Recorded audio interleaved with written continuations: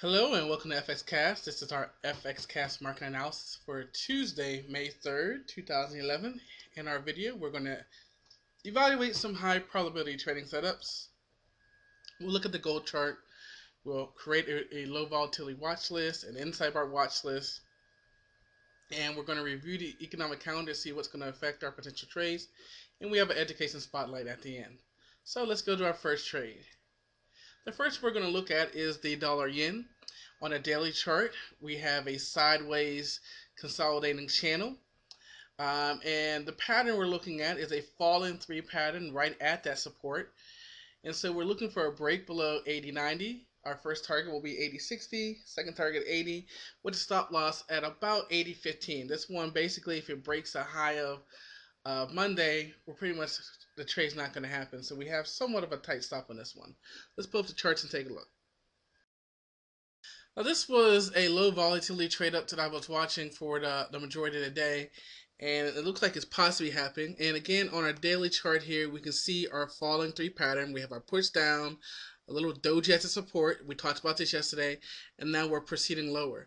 And so what this does is it makes us look at our support of this channel, around here, and it looks like we're breaking that. So our first target is coming down to where the wicks are. That's why we said 80.60, and then we can start addressing the 80 by the top of this wick here. So we're looking for this to break down, and it started to happen, and then we got a little retracement back. So we're waiting for that close below 80.90 for this break of support of this channel on the daily chart. Let's go to our next setup.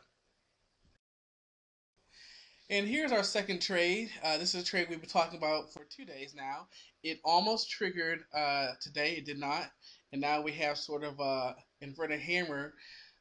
Obviously, we're in an uptrend. We're doing a counter trend trade. We're looking for a break of the candle from Thursday of last week and kind of run down and get halfway through Wednesday's candle and even possibly down to the bottom. Let's pull up the charts and take a look. So the main thing we've been looking at here is obviously the great uptrend. We were looking at once we get some red candles, we usually pull back to the 20-moving average. We got a red candle, and then today's action almost triggered. Now our trigger was down here at 65, the wick of what would this be, Thursday, and it did come down closer. So anybody that was aggressive might have got a little hurt, and then it went up. And now you can see that today's action is coming right down there. So we're still looking for a break of this candle. And then possibly a move back down towards the 20-moving average. But our first target is half of this candle and then coming down to the bottom of that candle. If you come over here to the hourly, you can see all these wicks. We want to get below these wicks before we enter the trade. For our low volatility watch list, we just have one, and that is the dollar franc. And for our inside bar watch list, we have three: the euro Canadian, the euro pound, and the pound Aussie. Let's go take a look at the economic calendar. We have a couple. We have retail sales for the franc. We have ISM index for the US dollar. We also have one for the pound. We have three that are considered hot that will affect our trades. And so we have a pound trade, we have a franc trade, and we have a dollar trade. So all of those can be impacted by the releases today.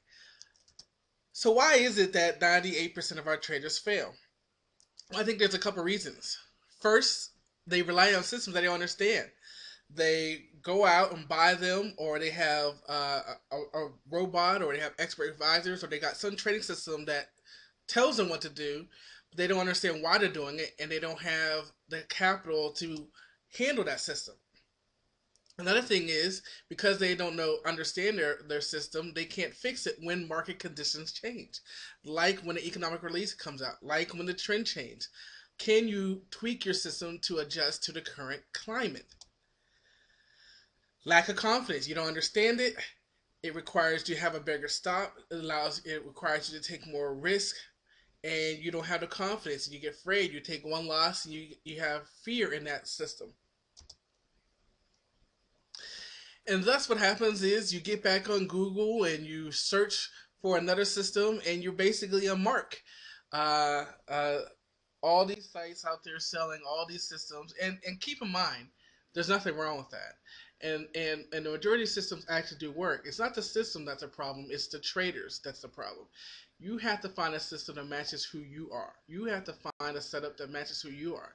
And when you buy somebody else's system, when you buy somebody else's robot, when you buy somebody's auto trading system, when it does something that doesn't match who you are, you can't implement it effectively.